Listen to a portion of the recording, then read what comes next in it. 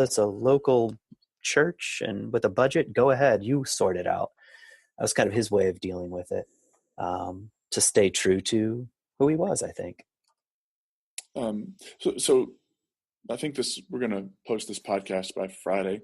So it's Holy Week. And there's a quote in your book as I was thumbing through it again the other day. You say two things died on Good Friday: Jesus the man, and what his own followers needed him to be. Mm. And most of contemporary Christianity hasn't learned very much about the second death. Mm-hmm. I think that's obviously super powerful and profound. And I think Jesus was an epic disappointment. Yeah. Yeah. What do you think that means for the Christian church? Like, so if we say that about Jesus then, but don't you think that's where we are with God in some ways? Mm-hmm. The idea of God is dying to what we need God to be. Yeah. Yeah. I mean, there's like a macro way of thinking about this. Like, we started this podcast with you mentioning that I gave a death of God talk. Not that I set out to do that, but if that's what was going on, that's only because that's what's going on a macro scale. Who we think God is dying. And by the way, that happened 2,000 years ago for people too. Who we thought the divine was collapsing, and something new began to emerge. I think in the broadest possible sense, that's the era or age that we're in. It's like supernatural theistic daddy God does not work. He's dying. And instead of trying to prop him up for a little bit longer, sit him up in the coffin and say he's fine. Bernie style. Yeah, exactly. Tote him around with us. Like, no, seriously, he's alive. He's in my car with me. He's good to go. That's what a lot of churches are doing, and rightfully so. It causes deep, deep anxiety. And but there's a sense where it has to collapse. And if something new wants to be born, same with Jesus. Like, I would even go so far to say that Jesus is not the Messiah, not in the way that people expected a Messiah. That, like you said, a massive disappointment. And that's the mystery of the revelation, if you want to put it that way.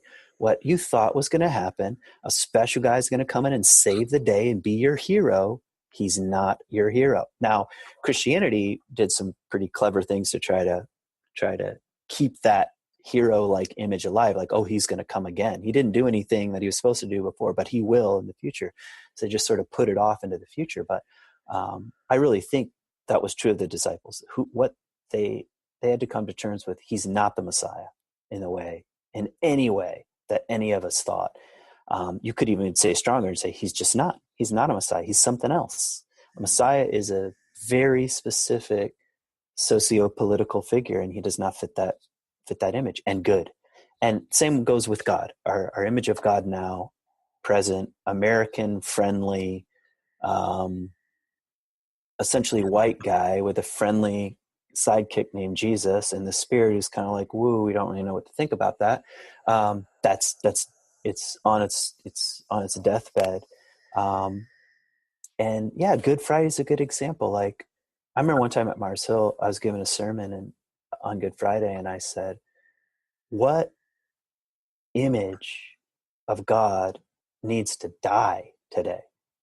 Like, the thing that you're clinging to, I need Jesus to be my savior. I need Jesus to be my healer. I need Jesus to forgive me of my sins.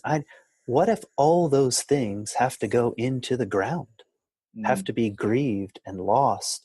Because that's really just my ego making demands. I need you to, would you ever be in a marriage with someone that said, well, I need you to be these 5 things for me. You have to save me and protect me and pay my bills and make me healthy and, please me and sleep with me. And, that's not a healthy relationship, but that's what we do to God.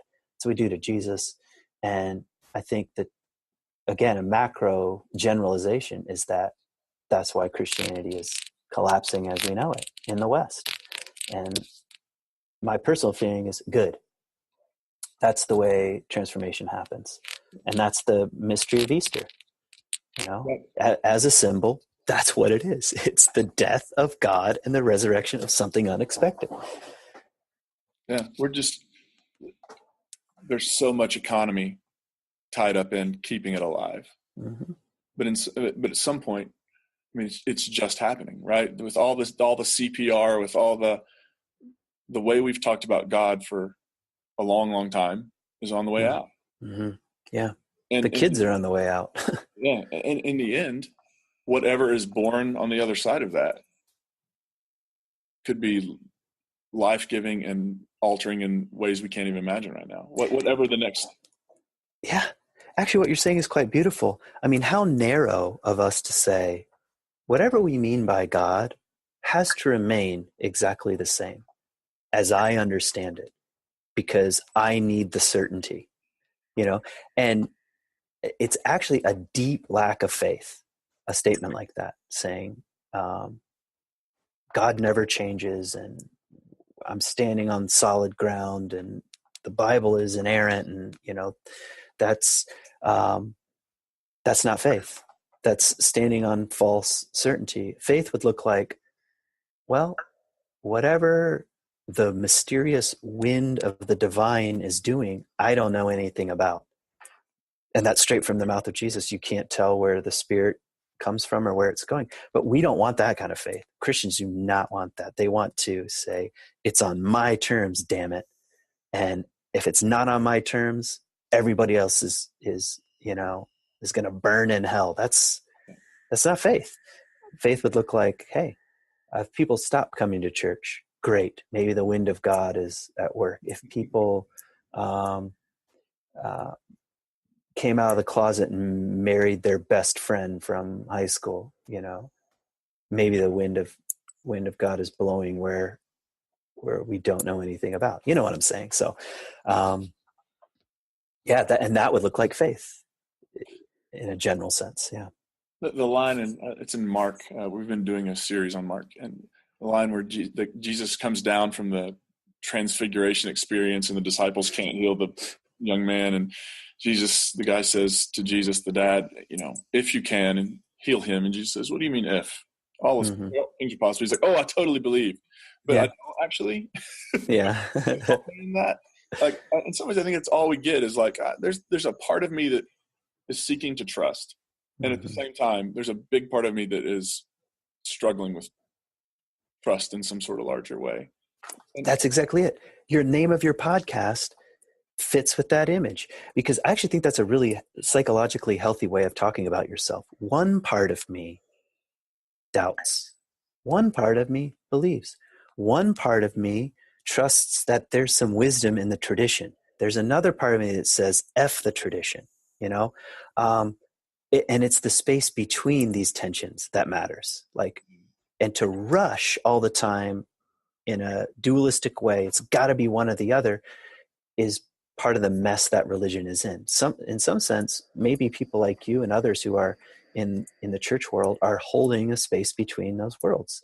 It's an internal thing, but it's also external, Yeah. And there's just one of the questions I always ask people when they're upset about something when it comes to faith is, what's at stake here?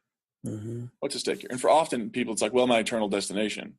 It's like, well, let's roll that back just a little bit.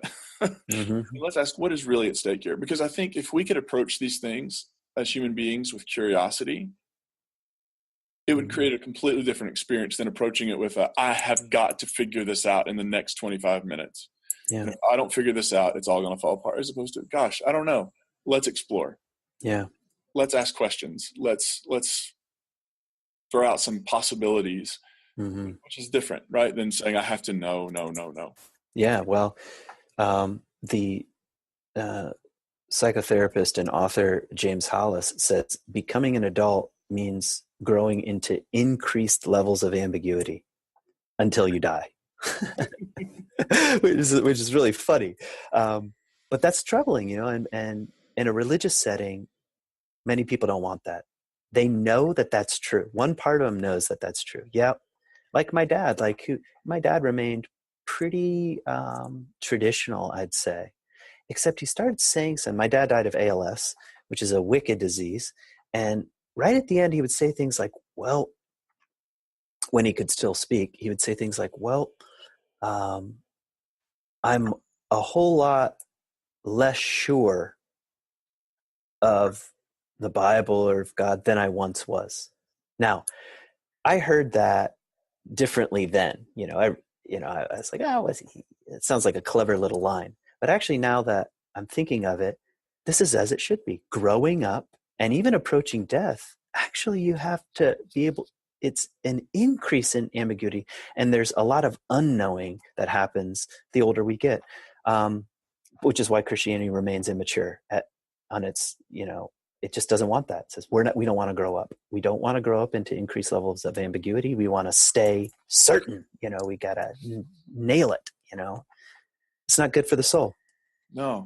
It seems like the understanding that we were given was that the closer you move to the center, whatever the center is, right? God, whatever. The more you move to the center, the more clear, the more concrete, and the more unchanging things will be. When in reality is the closer you seek to move to the center, the more confusing and mysterious, and it's just sort of like, experiences of people like Moses, right? Or the experience of people like in the Gospels, the disciples of Jesus, they're on the mountain with Jesus and this thing. Like, it seems like the closer they get, the more they're like, I don't know what to do with this because it doesn't fit what I thought it should be. Yeah. The center is everywhere. Yeah. And it's disorienting to the ego. I mean, after all, that's a lot of what we're talking about without talking about it, that it's really your egoic persona, who you think you are in the world, that needs all this certainty. The soul doesn't need it.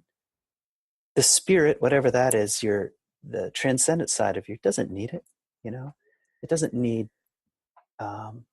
in fact, that's what the second half of life is like. Some part of your own ego, speaking of Good Friday, has to die for something to wake up, for something else to be born. And it's going to hurt. At least that's been my experience. It hurts, but it's also good. Yeah. It brings new life when it seems like it shouldn't. Yeah. Yeah. Well, Kent, thank you so much for this conversation. Can we tell people, first of all, the book is Bitten by a Camel, and it's absolutely fantastic. Thank you. Folks can find that on Amazon, right? Yep. And tell people where to find you online so they can keep up with your work or what you're doing. KentDobson.com is my website. You can find a few resources there. I also lead trips to Israel occasionally and do other kinds of nature-based retreats and programs. And you can find me there, and you can buy my book. You can find me on Facebook, that kind of stuff. Yeah. Awesome. Well, yeah. Thanks. So it's always fun to talk to you. And I think people, same. They dig this. Appreciate it. Thanks. Thank you. Thanks for listening to this episode of The Space Between. If you're a social media person, consider liking and sharing this episode on Facebook and Twitter. You can also subscribe to this podcast in iTunes. Much gratitude to Josh Hampton for graphic design and to Adam Williams for podcast production. You can find me on the web at joshuaadamscott.com, on Twitter as @JoshuaAdamScott, and on Facebook as Joshua Adam Scott as well. I hope you'll plan to join me again next week as we have more conversations about aligning who we are and who we long to become.